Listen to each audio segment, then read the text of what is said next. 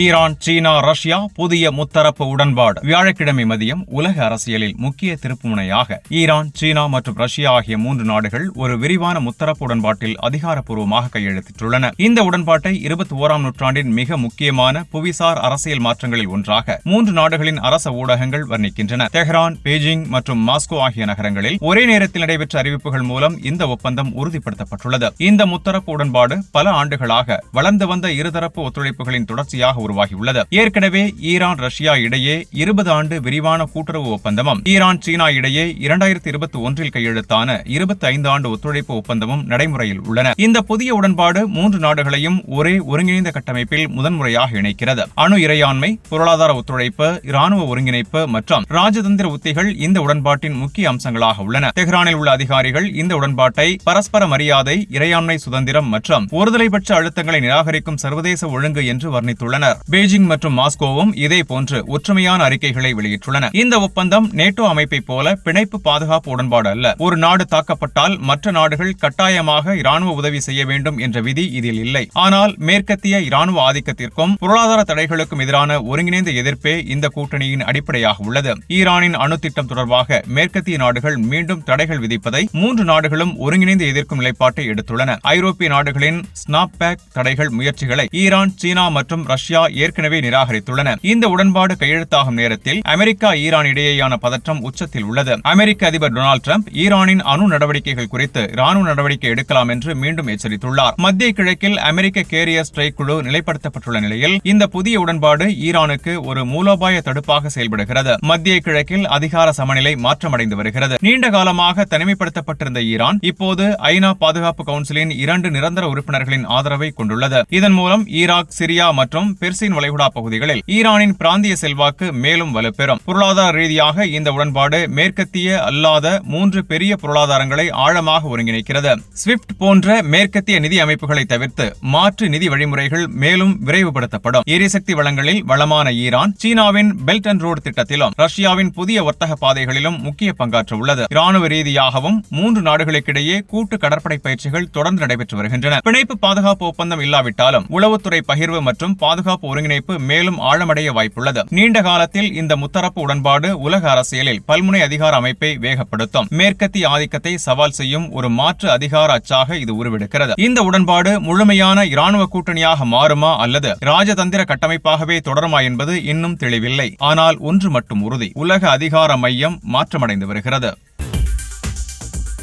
போரிலிருந்து பின்வாங்கி ஈரானுடன் பேச்சுவார்த்தை தொடங்கிய டிரம்ப், அமெரிக்காவின் இரட்டை அணுகுமுறை. அமெரிக்க அதிபர் டொனால்டு டிரம்ப் வியாழக்கிழமை அன்று ஈரானுடன் பேச்சுவார்த்தைகளை நடத்த திட்டமிட்டுள்ளதாக அறிவித்துள்ளார். இதற்கிடையே ஈரான் பிராந்தியத்தை நோக்கி அமெரிக்கா சக்தி வாய்ந்த கடற்படை படைகளை நிலைநிறுத்தி அச்சுறுத்தல்களை மேலும் தீவிரப்படுத்தி வருகிறது. வாஷிங்டனில் உள்ள கென்னடி சென்டரில் செய்தியாளர்களிடம் பேசிய டிரம்ப், கடந்த சில நாட்களில் ஈரானுடன் உரையாடல்கள் நடந்துள்ளன, மேலும் பேச்சுவார்த்தைகள் நடத்த திட்டமிட்டுள்ளேன் என்று கூறினார். அவர் தொடர்ந்து, மிகப்பெரிய, மிக சக்தி வாய்ந்த அமெரிக்க போர்க்கப்பல்கள் தற்போது ஈரானை நோக்கி சென்று கொண்டிருக்கின்றன. அவற்றை பயன்படுத்த வேண்டிய சூழ்நிலை வராதது நல்லது என்றும் தெரிவித்தார். ஈரானிய அதிகாரிகளுக்கு என்ன செய்தி அளித்தீர்கள் என்ற கேள்விக்கு டிரம்ப் கூறியதாவது: 2 விஷயங்களை தெளிவாக சொன்னேன். முதலாவது, ஈரான் அணு ஆயுதம் பெறக்கூடாது. இரண்டாவது, போராட்டக்காரர்களை கொல்வதை நிறுத்த வேண்டும். அதே நாளில் முன்னதாக அமெரிக்க பாதுகாப்பு செயலர் பீட் ஹெக்ஸெட், ஈரான் அணு ஆயுதங்களை தொடர்வதை தடுக்க அனைத்து விருப்பங்களையும் அமெரிக்கா பயன்படுத்த தயாராக இருப்பதாக கூறினார். இருப்பினும் வாஷிங்டன் இன்னும் ராஜதந்திரத்திற்கு இடமளித்து வருவதாகவும் அவர் வலியுறுத்தினார். டிரம்புடன் நடந்த அமைச்சரவை கூட்டத்தில் பேசிய ஹெக்ஸெட், ஈரானிடம்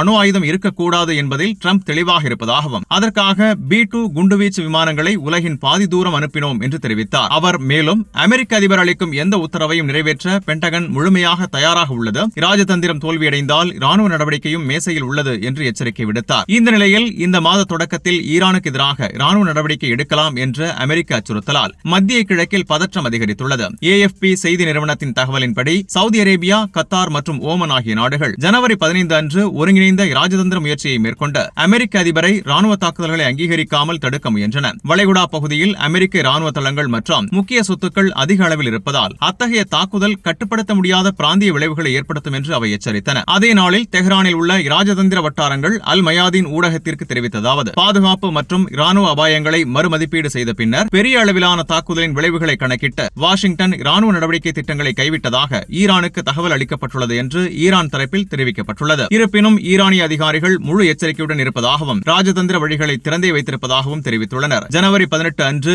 ஈரான் அதிபர் மசூத் பெஷேஷ்கியான் இஸ்லாமிய புரட்சியின் தலைவர் அலி கமேனிக்கு எதிரான எந்த ஆக்கிரமிப்பும் ஈரானிய தேசத்திற்கு எதிரான முழு போராக கருதப்படும் என்று எச்சரிக்கை விடுத்தார். இது ஈரானின் தடுப்புக் கொள்கையில் முக்கிய சிவப்பு கோடாக வலியுறுத்தப்பட்டுள்ளது.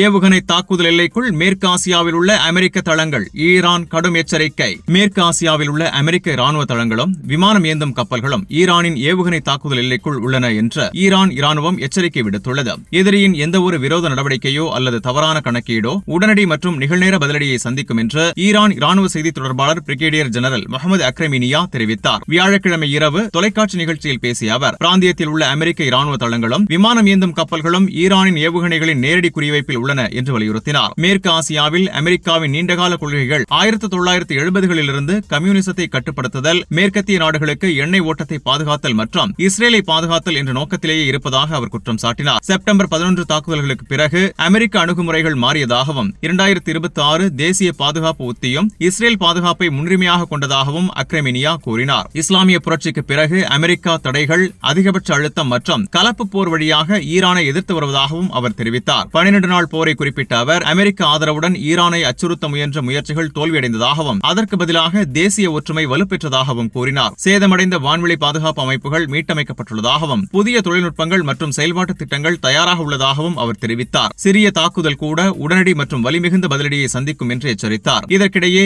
ஈரான் நாடாளுமன்ற உறுப்பினர் இப்ராஹிம் ரசாய், ஈரான் அல்லது அதன் நலன்களுக்கு எதிரான எந்த நடவடிக்கையும் உச்சபட்ச அளவில் பதிலடி பெறும் என்று தெரிவித்தார். தாக்குதல் வரம்புக்குட்பட்டதாக இருந்தாலும் பதிலடி வரம்பற்றதாக இருக்கும் என்று அவர் கூறினார். அமெரிக்க ராணுவ தளங்களுக்கு அப்பாற்பட்டு அமெரிக்காவின் அனைத்து நலன்களும் ஈரானின் தாக்குதல் எல்லைக்குள் உள்ளன என்றும் இஸ்ரேலும் இலக்கு பட்டியலில் உள்ளது என்றும் ரெசாய் வலியுறுத்தினார். தமது படைகளின் பாதுகாப்பு குறித்து அமெரிக்கா கவலைப்பட்டால் பிராந்தியத்தை விட்டு வெளியேற வேண்டும் என்றும் அவர் கூறினார். இந்த எச்சரிக்கைகள் ஈரானுக்கு எதிரான அமெரிக்க ராணுவ அச்சுறுத்தல்களால் மத்திய கிழக்கில் பதற்றம் அதிகரித்துள்ள நிலையில் வந்துள்ளன. ஈரான் அமெரிக்கா பேச்சுவார்த்தை, மத்தியஸ்தம் செய்ய முன்வந்த துருக்கி. ஈரான் அமெரிக்காவுடன் அர்த்தமுள்ள பேச்சுவார்த்தைகளில் பங்கேற்க தயாராக இருப்பதாக ஈரான் வெளியுறவு அமைச்சர் அப்பாஸ் அராக்சி தெரிவித்துள்ளார். எந்த பேச்சுவார்த்தையும் நியாயமானதாகவும் சமமானதாகவும் பரஸ்பர நலன்கள் மற்றும் பரஸ்பர மரியாதை அடிப்படையில் நடக்க வேண்டும் என்று அவர் வலியுறுத்தினார். இஸ்தான்புல்லில் துருக்கி வெளியுறவு அமைச்சர் ஹாகன் ஃபிதனுடன் நடந்த கூட்டு செய்தியாளர் சந்திப்பில் அராக்சி இவ்வாறு கூறினார். அமெரிக்க அச்சுறுத்தல்கள் தீவிரமடைந்து வரும் சூழலில் இரு நாடுகளுக்கும் இடையிலான ராஜதந்திர ஆலோசனைகளின் ஒரு பகுதியாக இந்த சந்திப்பு நடைபெற்றது. அந்த சந்திப்பில் பேசிய துருக்கி வெளியுறவு அமைச்சர் ஹாகன் ஃபிதன், ஈரானுக்கு எதிரான எந்த ராணுவ ஆக்கிரமிப்பையும் துருக்கி எதிர்க்கிறது என்று உறுதிப்படுத்தினார். ஈரானின் பிரச்சினைக்கு ராணுவ நடவடிக்கை தீர்வாக இருக்க முடியாது, அது முழு பிராந்தியத்தையும் அச்சுறுத்தலுக்கு உள்ளாக்கும் என்று அவர் எச்சரித்தார். மேலும்